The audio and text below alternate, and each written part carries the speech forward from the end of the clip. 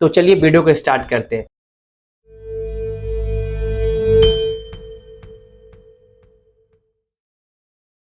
Multibagger stocks, multibagger stocks होता क्या है? देखिए, मल्टीबैगर स्टॉक्स होता है जो आप मल्टीबैगर रिटर्न देते हैं over a period of time, उसको मल्टीबैगर स्टॉक बोलते हैं, मल्टीबैगर रिटर्न बोलते हैं।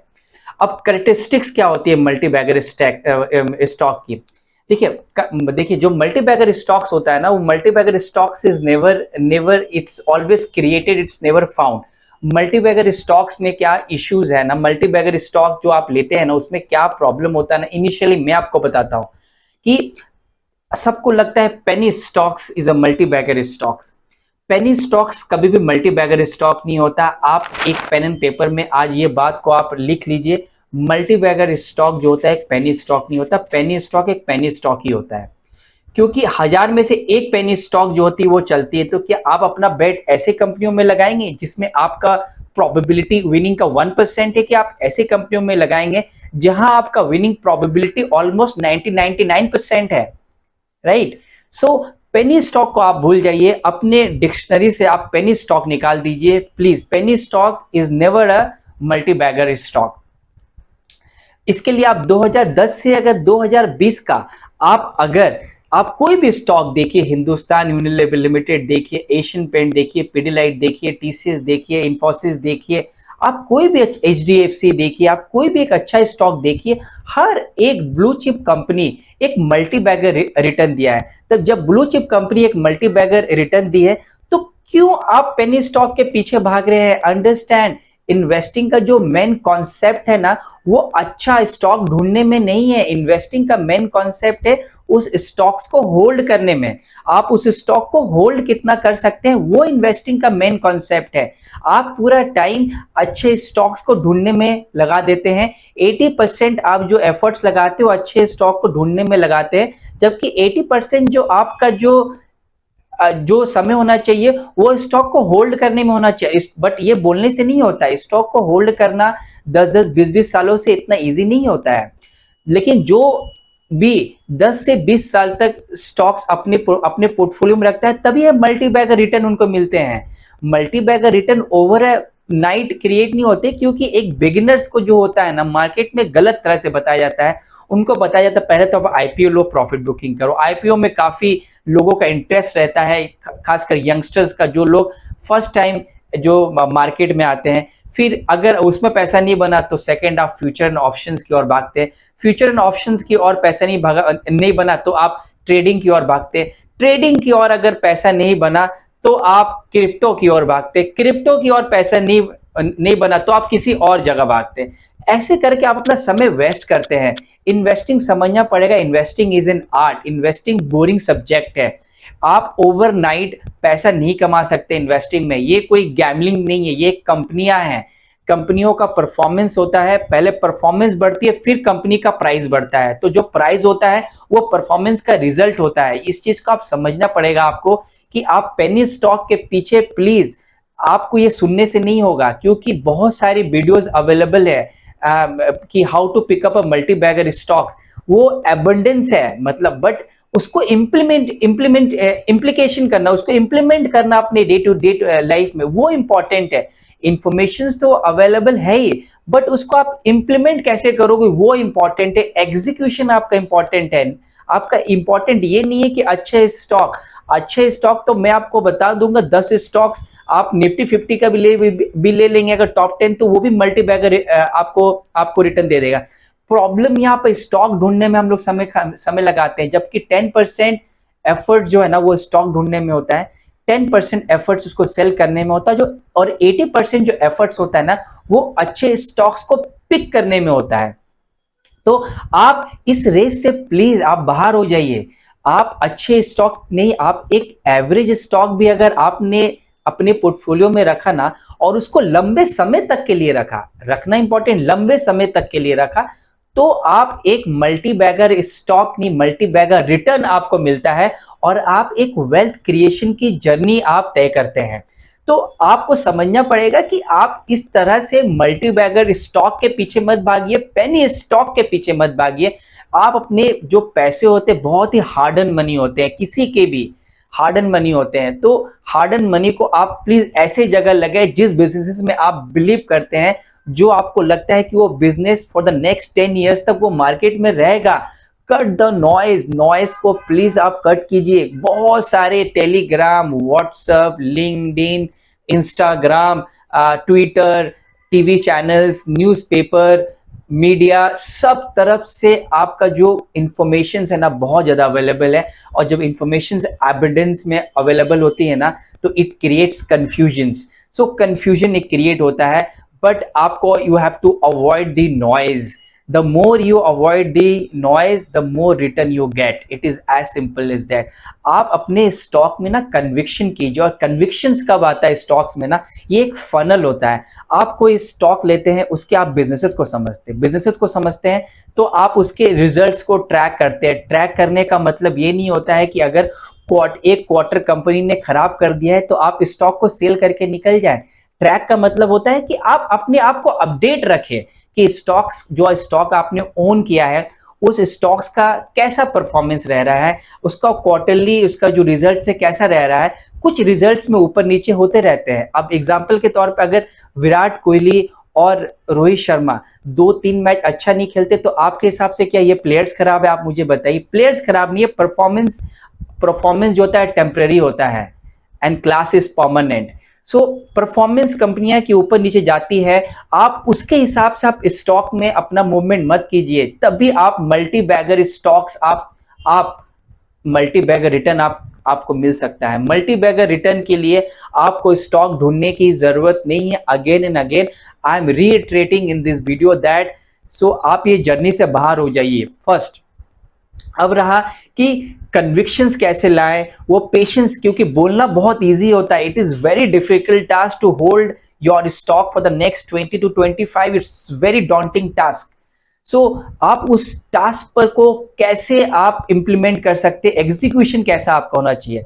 देखिए सबसे पहले अगर मैंने बताया, अगर बिजनेसेस को समझते हैं आप ना, अगर आपको लगता है एक recommendation, Asian paint for the next 10 years ये कंपनी रहेगी और नेक्स्ट 10 to 20 ईयर्स में क्या रिटर्न दिया ये सबको पता है, बट उसके बावजूद भी आप कोई गलत स्टॉक की तरफ जाते हैं। आपको पता है एशियन पेंट अच्छी, आपको पता है टीसीएस एक इंडिया की नहीं, ये इंडिया के नाम को पूरे वर्ल्ड में रिप्रेजेंट करती है। तो आप ऐसे स्टॉक लीजिए ना। आप क्यों इस स्टॉक के पीछे भाग रहे हैं जिस स्टॉक्स आपको लगता है कि वो मल्टी बैगर होगा? वो मल्टी बैगर कभी नहीं होगा, क्योंकि आप समझिए कि स्टॉक्स तभी बढ़ता है जब उसकी परफॉर्मेंस अच्छी होती है, जब प्रमोटर अच्छा होता है, जब फंडामेंटल्स अच्छे होते हैं। तो मल्टी बैगर्स के लिए ना you don't need to have a fundamental skills. पहले इस बात को आप अपने दिमाग से निकाल दीजिए। मल्टी बैगर स्टॉक्स के लिए आपको फंडामेंटल एनालिसिस बनने की जरूरत नहीं है। जो कंपनी आपको लगती है नेक्स्ट 10 ईयर से, चलिए मैं एक आपको एग्जांपल से कहूं, आपके पास 100 रुपया है, मुझे आप बताइए 100 रुपया है, तो 100 रुपया आप किस बैंक को आप लैंड करना चाहेंगे? आप मुझे बताइए किस बैंक को आप लैंड करना चाहेंगे? आप 100 रुपया आप अच्छे बैंक को लैंड करेंगे ना, आप HDFC को करेंगे, क्योंकि पता है कि मैं HDFC अगर 100 रुपया मैं अगर देता हूं तो मुझे 100 रुपया मिल जाएगा। अगर आप SBI को लैंड करेंगे, आप ICICI बैंक को लैंड करेंगे। तो इस तरह से आप सोचिए कि अपने आप 100 रुपया को आप किसको देना चाहेंगे? आप एक कोऑपरेटिव बैंक को देना चाहेंगे, एक आप या फिर आप इंडिया के बेस्ट प्राइवेट सेक्टर बैंक या बेस्ट PSU SBI को देना चाहेंगे? तो इस तरह से आप सोचिए कि आप अपना पैसा किसको देना चाहेंगे, क्योंकि आपकी हार्ड एंड मनी, अंडरस्टैंड। और लास्ट 2010 से 2020 का आप लिस्ट देख लीजिए, हर एक नेक्स्ट ब्लू चिप कंपनी ने एक मल्टी बैगर रिटर्न दिया है। तो आप क्यों भाग रहे हैं? एक पेनी स्टॉक के पीछे? आप मुझे बताइए, पेनी स्टॉक ने कभी रिटर्न दिया ही नहीं है। तो केस स्टडी से समझिए आप। राकेश झुनझुनवाला जी ने जो स्टॉक लिया था 2002 में उन्होंने स्टॉक लिया था टाइटन 2 रुपया का उन्होंने लिया था, सॉरी 3 रुपया का उनका एवरेज प्राइस था टाइटन, और वो 2004 में 2 रुपया का हो गया था। तो जब 3 रुपए से स्टॉक जब 2 रुपया का होता है ना, तो आप समझिए कि किस हिसाब से इंसान का जो इमोशनल इम्बैलेंस करना कितना इंपॉर्टेंट होता है। सबकी बस की बात नहीं होती है। उनकी जो जर्नी रही है राकेश झुनझुनवाला जी की, आप देखिए उन्होंने 15-20 साल में कभी स्टॉक 200 हुआ, कभी स्टॉक 400 हुआ, 400 से 200 भी हुआ, फिर 200 से 150 भी हुआ। तो जब स्टॉक 200 से 150 का होता है ना, जब आपको 50% करेक्शन दिखता है ना उस होल्ड में, तभी आप बने रह सकते हैं जब आपको कन्विक्शन है।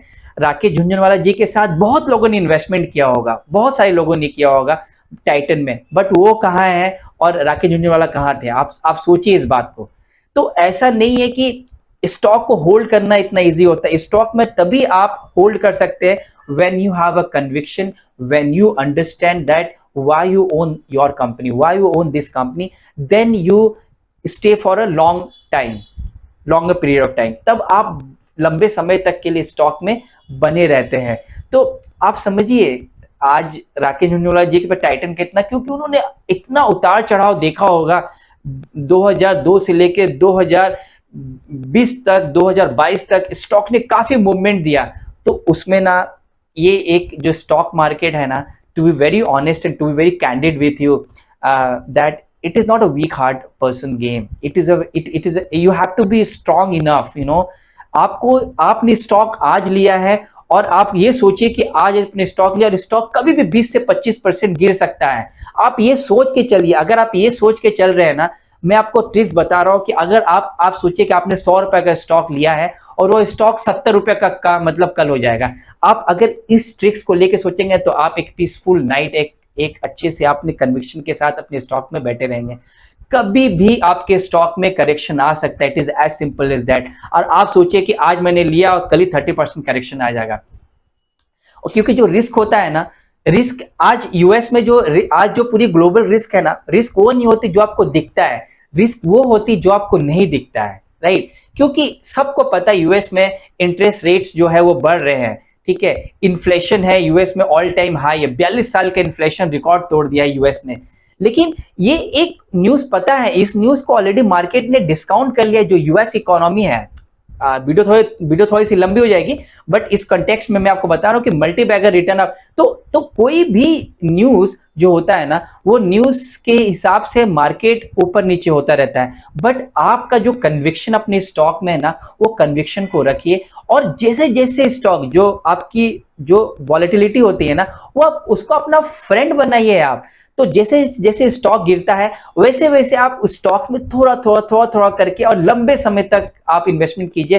ट्रस्ट मी, आप एक अच्छा पैसा आप मार्केट में कमा सकते हैं, that you can never imagine. ये चीजें आप अपने जॉब, अपने बिजनेसेस या जो भी आप कर रहे हो उससे आप कभी नहीं कर सकते हैं, क्योंकि मार्केट इतना अच्छा रिटर्न देता है, but it is over a period of time.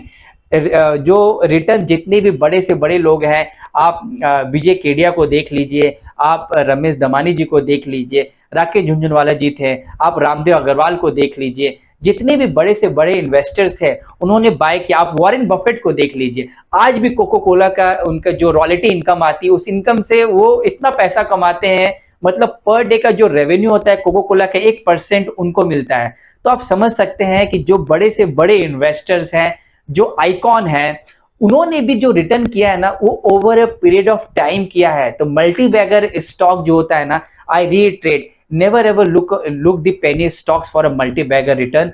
आप मल्टी बैगर आप लंबे समय तक के लिए 10 से 15 साल 20 साल तक रहे और डीप पे बाय करें। जब मार्केट में करेक्शंस आता है, you should be happy, because the green जो कलर होता है ना, green colour is the joy, and red colour जब होता मार्केट गिरता ना, think that this is an opportunity to enter. So green और रेड से आप मत डरिए। आशा करता हूं बहुत सारे आपको वीडियो मिलेंगे, बट मुझे लगता है कि ये वीडियो आपके डेफिनेटली आपकी जो बिहेवियरल जो अप्रोच है, आपकी जो टेम्परामेंट है, it is the game of temperament. Stock market is a game of temperament. The main concept is not to find a good stocks, the main objective, the main concept of investing is to hold that stock for a longer period of time, then you can create massive wealth in the stock market। आशा करता हूँ video आपको अच्छी लगी होगी। Video आपको अच्छी लगी तो चैनल को सब्सक्राइब कीजिए, share with your friends and family, और मिलते हैं नेक्स्ट वीडियो में। Thank you so much.